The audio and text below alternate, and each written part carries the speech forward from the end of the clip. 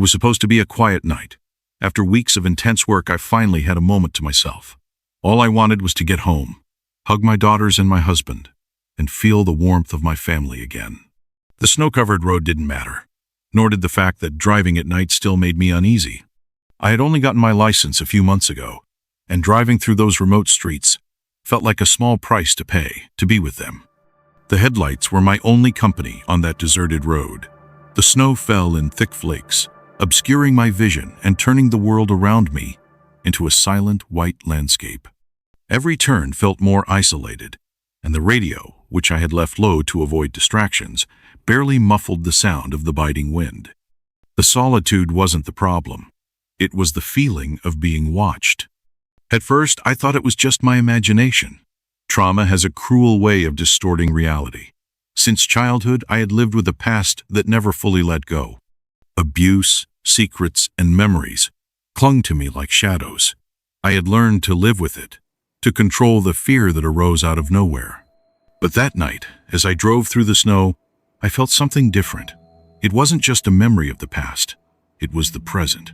The first sign was the light in the rearview mirror. 2 headlights appeared in the distance, quickly closing in on me. At first, I thought it was just another driver. The road wasn't very busy, but it wasn't impossible to run into someone. But the headlights stayed too close.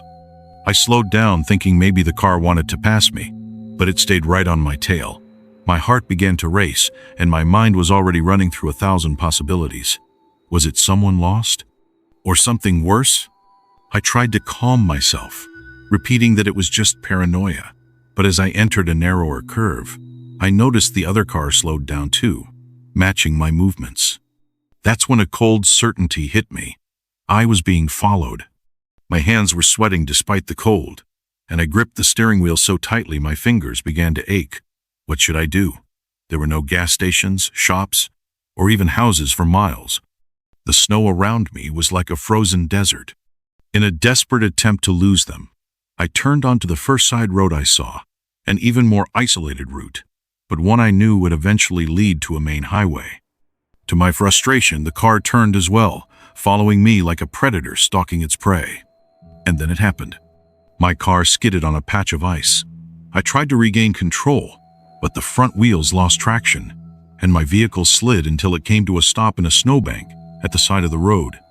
The engine roared, but the tires spun uselessly. I was stuck. The headlights behind me dimmed as the other cars stopped just a few meters away. "Number no," I whispered, panic tightening in my chest. My hands trembled as I desperately tried to call the police, but there was no signal. Of course there wasn't. 2 men got out of the car. They were wearing coats and beanies, but their posture was aggressive, threatening. I could feel the danger radiating off them, like heat from a fire. "Need some help?" one of them called out, his tone more mocking than kind. I knew help wasn't what they wanted. Memories came rushing back like a flood. The feeling of helplessness, of being small and unable to escape, overwhelmed me. But I wasn't that child anymore. I wouldn't be a victim again. I grabbed a small pocket knife I kept in the glove compartment and held it tightly. "Stay back!" I yelled, trying to sound stronger than I felt. They laughed, a cruel sound that echoed in the cold night. "Oh, she's feisty," one of them mocked, taking a step closer to my car. The first man moved toward the side of my car, and I knew I didn't have much time. My mind was already planning how to run through the snow, even though I knew my chances were slim. And then the red and blue lights appeared on the horizon, cutting through the darkness like a promise of salvation. The 2 men froze in place, looking back as the sound of sirens grew louder. 2 police officers stepped out of a patrol car, their flashlights illuminating the scene. "Is there a problem here?" one of the officers asked, his hand already resting on his gun holster. The men backed away, trying to appear innocent. "No, sir. Just helping her out. She got stuck in the snow." One of them lied so easily it almost made me scream. "Oh, really?" The officer gave them a skeptical look before turning to me. "Ma'am, are you okay?" I nodded, still clutching the pocket knife. My words came out shaky, but I managed to explain enough. The officers didn't waste time acting. After a few minutes of tense conversation, the 2 men were escorted back to their car and instructed to leave the area immediately. The relief was so overwhelming that I almost collapsed against the driver's seat. "We'll help get your car out of the snow," the younger officer said, offering an encouraging smile. With their help, my car was freed, and within minutes, I was back on the road. One of the officers followed me to the main highway, ensuring I got there safely. As I drove home, tears silently streamed down my face. I was finally on my way back, but I didn't feel any relief. This moment was supposed to bring comfort, to restore a sense of safety, but the dread still gnawed at me, as though something was waiting to consume me whole. The snow still pursued me, much like the memories of what happened on that road. My mind was a mess it always had been, ever since I was a child. I couldn't forget those two men, their empty, menacing stares. It was as if they were toying with my life, like it was all some twisted game. But the truth was, the real terror didn't lie in those sinister figures, it was in the realization that I had never truly escaped. My husband's embrace and my daughter's smiles felt distant, like they were nothing more than illusions. Fear doesn't vanish just because you've returned home. It seeps into you, burrows into your skin, your bones, your nerves. It follows you. They follow you. Deep down, I knew the sense of safety I felt now was just a facade. The shadows were closer than I had imagined. They knew where I was, just as I knew where they were. The feeling of being watched, of being at the mercy of something darker, wouldn't let go. I could still sense them, even now. The fear, the terror, that smell of something lurking just out of sight. My husband knew about my childhood, but he didn't know what goes on inside me now. He doesn't know. My daughters don't know. Only I know. Any event can trigger the memories, dragging me back to everything I endured as a child. And that night, as I closed my eyes, I realized that my mind is my worst enemy. Working as a delivery driver in a remote area of rural Montana during winter wasn't a job for the faint of heart, especially being a woman alone on forgotten roads. At that time, I had no choice. I was struggling financially, and driving freight was something I knew how to do well. My late father had taught me. On that cursed, freezing night in 2018, I was at the end of an endless shift that felt like a waking nightmare. My eyes burned with exhaustion as the truck's headlights illuminated nothing but the blank white void of the road ahead. The snowstorm had gone from being an inconvenience to a full-blown threat. I was about 20 miles from the nearest sign of civilization when my truck skidded on a treacherous curve. No matter how hard I tried, the rear wheels sank into the snow piled along the roadside. I sighed, fighting against the growing sense of dread. Grabbing my flashlight, I stepped out to assess the damage. The wind bit at my face like knives, and the darkness seemed to swallow everything around me. As I tried to figure out a solution, a distant light sparked hope. It was the headlights of a vehicle, and relief surged through me. The familiar silhouette of a snowplow emerged, its amber lights flashing through the blizzard. The driver pulled up behind my truck and stepped out. He was tall, bundled in heavy winter clothes that obscured most of his face. He waved as he approached. "You look stuck," he said, his voice muffled by a scarf. "I can help dig you out." Something about his casual tone unsettled me, but I nodded, grateful. "Thank you, but I can wait for help," he persisted, motioning toward his vehicle. "It's dangerous out here. Why don't you sit in my cab while I take care of this? It's too cold to stand around." I politely declined, trying to sound confident. "I'm fine out here, but I appreciate it." He stood still for a moment, his gaze too fixed to feel friendly. Then, without another word, he walked back to his snowplow, grabbed a shovel, and began digging out my truck's wheels. I stayed on high alert. Every one of his movements seemed too deliberate, as if he wasn't really trying to help.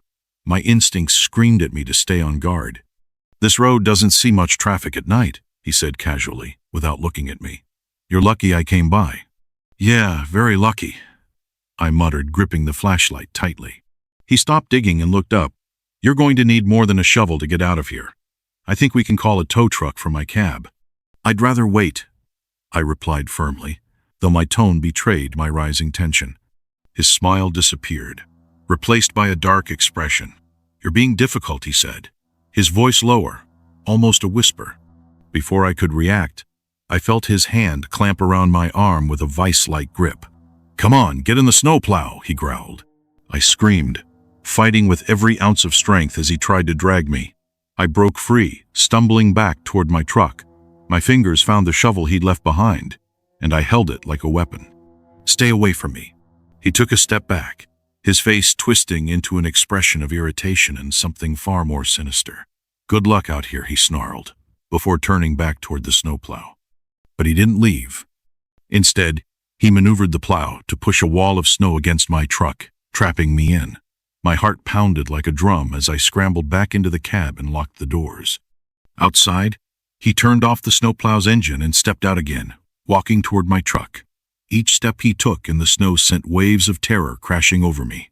He pounded on the window, the sound reverberating like thunder in my ears. "Open the door. I won't hurt you," he said, his tone firm but carrying a chilling undercurrent of menace. My phone had no signal. I was completely alone. Gripping the flashlight, I pointed its beam directly at his face. He recoiled, shielding his eyes and muttering something I couldn't make out. Then, like a predator growing tired of toying with its prey, he returned to the snowplow. The engine roared to life, and to my horror, I watched as he used the vehicle to pile even more snow around my truck. He wasn't just trying to scare me. He wanted to trap me. I couldn't stay there. I grabbed a pocket knife from the glove compartment, took a deep breath, and opened the passenger door, slipping out into the forest. The snow made every step a struggle, each one feeling like an enormous effort, but fear was stronger than exhaustion. Behind me, I heard his footsteps, each crunch of snow deliberate and measured, as if he wanted me to know exactly where he was. The sound was steady, relentless, and it seemed to grow louder, as though he wasn't just a man-butt, something monstrous closing in on me. I killed the flashlight, my heart pounding so hard it drowned out every other sound, and hid behind a tree. My hands were trembling so badly that I could barely hold onto the knife. My short, ragged breaths condensed in the icy air, betraying my position. "You won't last long out here in the cold," he shouted, his voice laced with malice that seeped into my mind like poison. "Come back before it's too late." The words echoed, bouncing between the trees, each syllable heavy with threat. I pressed myself against the rough bark, willing myself to disappear, but the feeling of his eyes on me was suffocating. The snow burned my cheeks, and every fiber of my being screamed to run, but my legs were frozen in place. He kept moving, his steps slow, almost lazy, as if he knew terror had already consumed me. And then, silence. I held my breath, straining to catch even the faintest sound. Nothing but the whisper of the wind and the occasional crack of branches. Was he leaving? Or was he just waiting for me to make the mistake of stepping out of my hiding spot? I waited for what felt like hours but was likely only minutes. When I finally gathered the courage to peek, there was no sign of him. But that didn't mean I was safe. I knew returning to the road was a death sentence. The snowplow would still be there and so would he. But then I remembered something.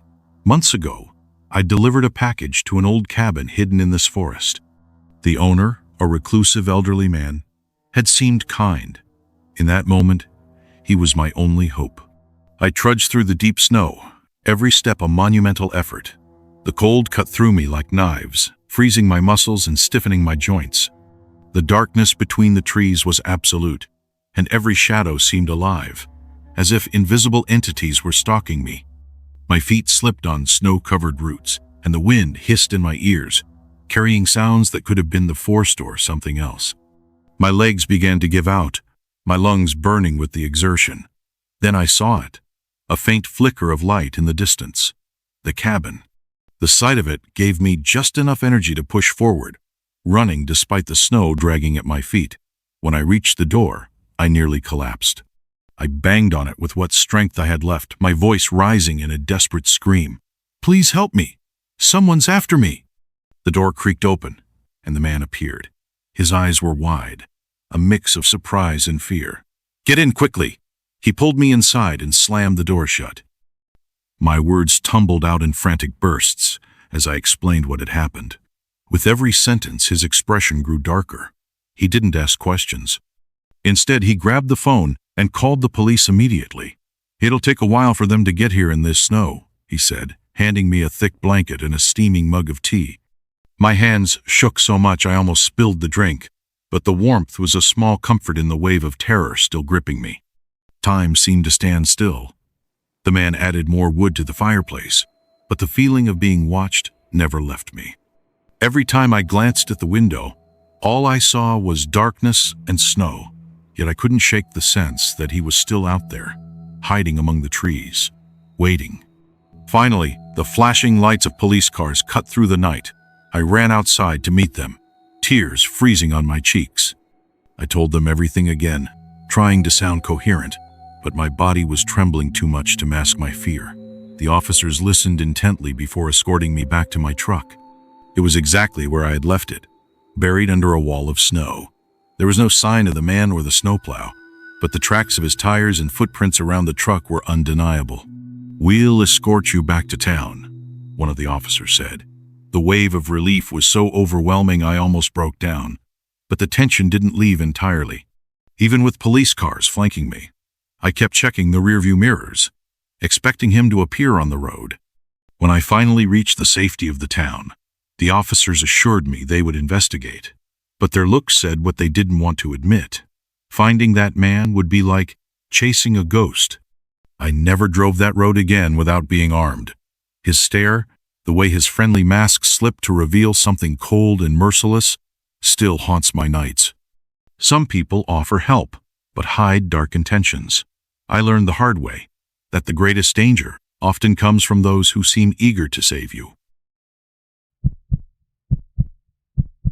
Photography has always been my escape.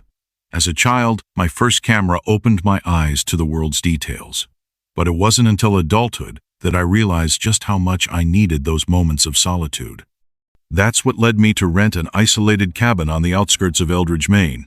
The promise of peace and the chance to capture nature at its purest drew me like a magnet. The cabin was simple, surrounded by tall trees and untouched snow, perfect for the kind of seclusion I craved.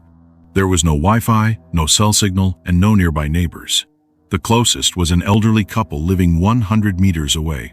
It was just the sounds of nature and the occasional crackling of the fireplace. I felt prepared for the storm that was forecast, but I didn't know it would bring something far more sinister.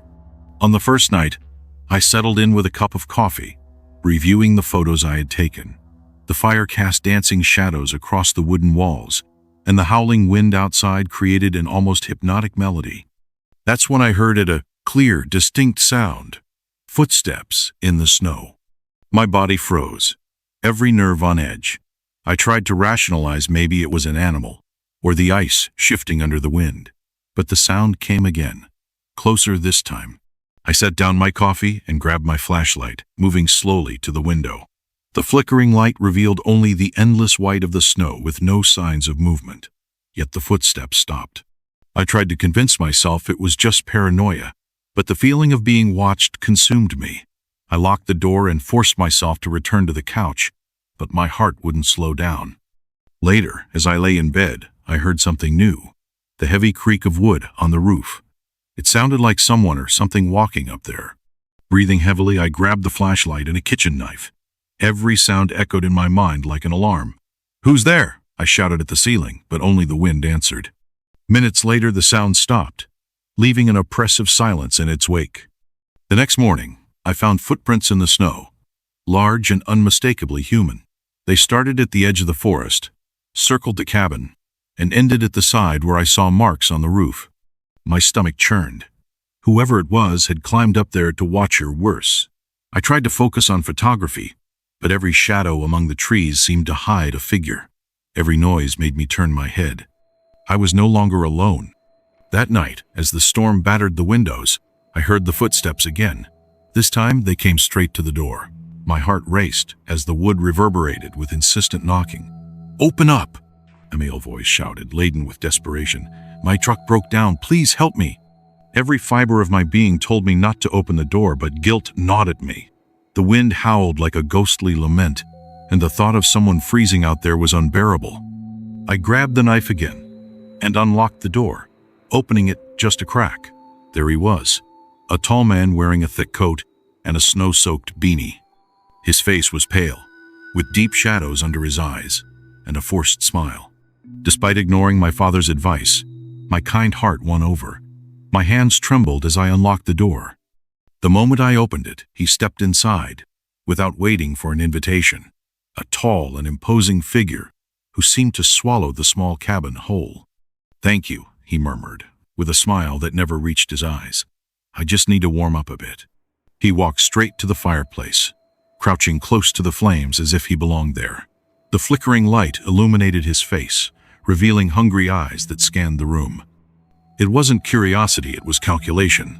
As if he were deciding his next move, the air grew heavier, suffocating, and a cold shiver ran down my spine. "Where did you come from?" I asked, forcing a casual tone as my fingers gripped the knife hidden behind my back. "From the main road," he replied, his calmness almost too rehearsed. "My car's stuck in the snow." Something was off. The storm had blanketed everything in an impenetrable white layer. There was no sign of a road nearby, and he was too clean. He didn't look like someone who had just battled the cold and snow. My instincts screamed at me to run, but I stayed put, every muscle in my body tense. "Why are you nervous?" he asked suddenly, rising from the floor with a slow, almost theatrical motion. His eyes locked onto mine, cold and piercing, as if dissecting my soul. "I'm not nervous," I lied, but my voice cracked, betraying my rising panic. He stepped closer, his smile twisting into something darker, almost predatory. "Oh, but you are. I can always tell when someone's afraid." That's when he pulled a tire iron from his coat pocket.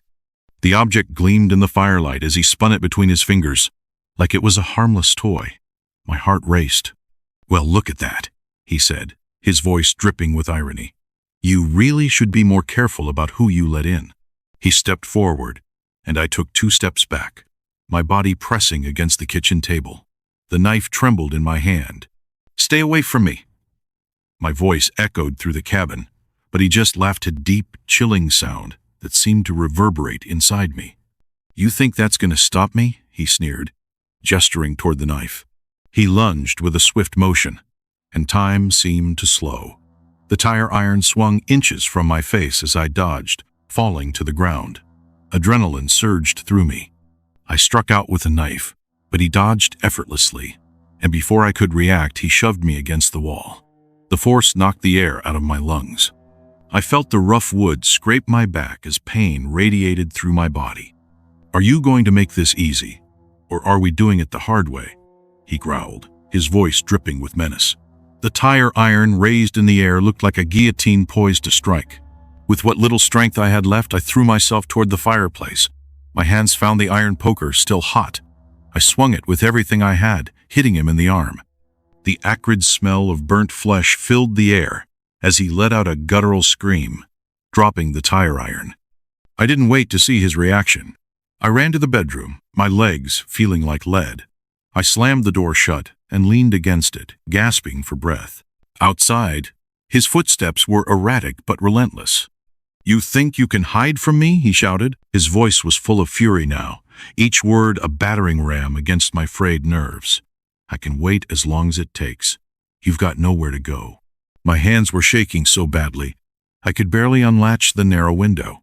The freezing wind poured into the room, but the icy air was better than being trapped with him. By the time the first blow hit the door, I was already outside, falling into the snow. The cold bit into my skin, but I kept running, stumbling over hidden roots and broken branches. Each step seemed to pull me deeper into a frozen labyrinth. His shouts still echoed behind me, but they were growing fainter. Still, I didn't dare stop. Then I saw it, a faint, flickering light ahead. It was weak, but it reignited a flicker of hope. I ran toward it, every fiber of my being begging me not to collapse. When I finally reached the house, I banged frantically on the door. An elderly woman opened it, her face full of concern. "Come in quickly." I barely managed to explain what had happened before collapsing onto the floor. When I woke up, police officers surrounded me. They told me they'd found the cabin ransacked, but no trace of him. To this day, his predatory smile haunts me, along with the metallic sound of the tire iron spinning between his fingers. Some people wear a mask of desperation on their faces, but behind it lies a calculated, lethal horror. It was one of those nights when the snow seemed endless, covering everything like a silent, relentless shroud. My shift at the veterinary clinic had run late, and the drive home was already unnerving. The roads were slick, and the snow fell so densely that it turned the car's headlights into little more than a faint yellow glow. Still, I didn't mind. I've always loved my job as a veterinary technician and usually enjoyed the quiet of solitary nights. But that night, something felt different. There was a weight in the air, a stillness that wasn't comforting but unsettling. I tried to convince myself it was just exhaustion. About halfway home, I began to notice the snowbanks on the side of the road growing taller, almost claustrophobic. The trees lining the asphalt stood like dark sentinels, unmoving under the growing darkness. There wasn't another car in sight, which was typical for rural roads, but this time, I felt strangely vulnerable.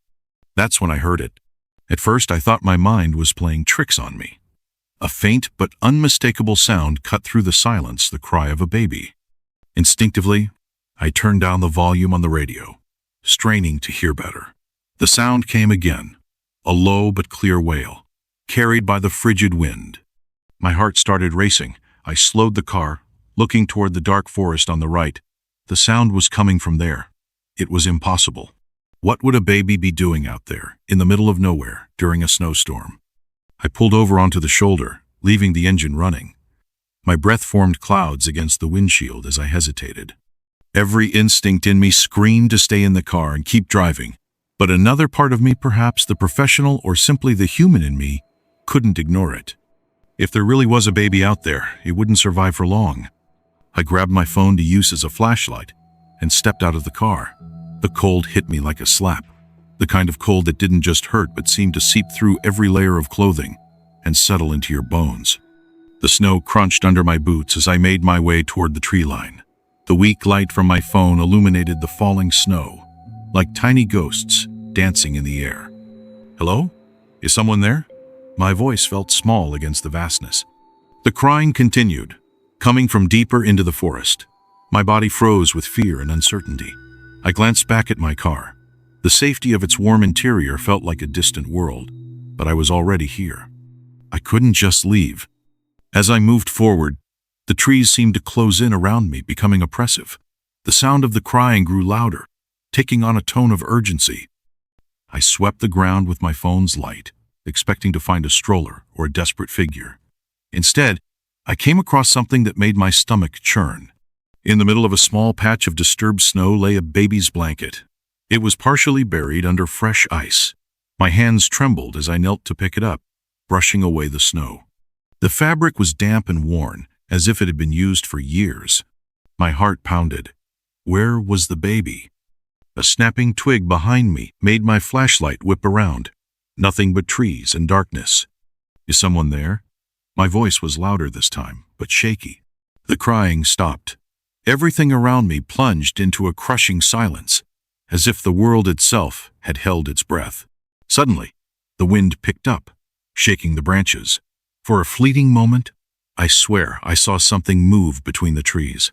A shadow, quick and elusive. My body went rigid, and every instinct screamed at me to get back to the car. The snow was falling heavier now, obscuring my own footprints. I started backing away, clutching the blanket as if it were a shield. Fear surged in waves, every sound of the wind and every creak of the forest magnified. Another snap, closer this time. If someone's out there, I'm calling the police, I shouted, trying to mask the panic in my voice. My flashlight wavered in my hand as I scanned the forest again. Nothing, just shadows, and then I heard it again. The crying. But this time, it wasn't in front of me. It was behind me. I turned so fast I almost stumbled.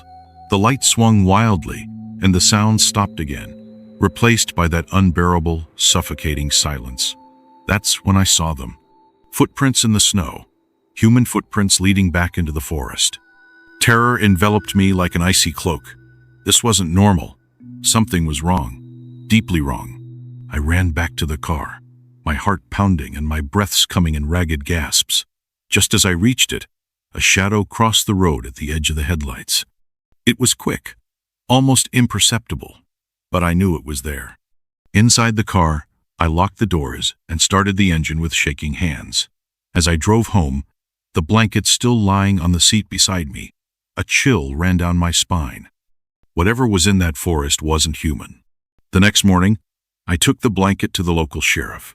When I told him my story, he listened in silence, his face pale and grim. "That road has a history," he said finally. "Lots of reports of strange sounds and figures in the woods. Some people say they hear laughter, others crying. But we've never found anything, or anyone." His eyes, heavy with something between skepticism and fear, met mine. Since that night, I can't drive down that road without feeling the oppressive sensation of being watched. Something tells me the shadows among the trees are still there, waiting for their next visitor. If you enjoyed these terrifying stories, don't forget to subscribe to the channel, leave a like, and share it with your friends. Don't leave just yet.